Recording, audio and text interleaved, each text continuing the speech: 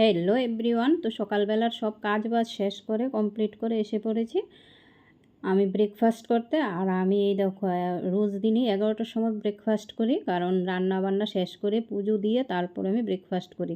আর সকাল সকাল পুজোটা দিলে না শরীরটা মনটা খুবই ভালো লাগে, মনে হয় বাকি কাজগুলি যেমন নিমিষেই হয়ে গিয়েছে, আর মনটাও একদম ফ্রেশ লাগে, কাজ করতেও ভালো লাগে। তো এখানে দেখো আমি ম্যাগি নিয়ে বসেছি, আর আমার ছেলে এই যে ল্যাপটপটা নষ্ট হয়ে গিয়েছে, তো এটা নিয়ে কি করছে।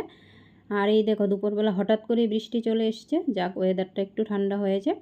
আর আজকে আমি একদমই সিম্পল রান্না করেছি, ওর বাবা দুপুরবেলা বাড়িতে আসবে না তার জন্য।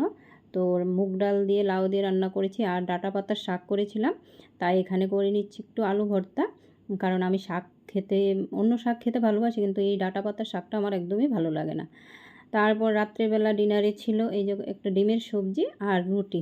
একদমই সিম্পল আজকের খাওয়া দাওয়া। আর আমার ভিডিও যদি ভালো লাগে please like share and subscribe.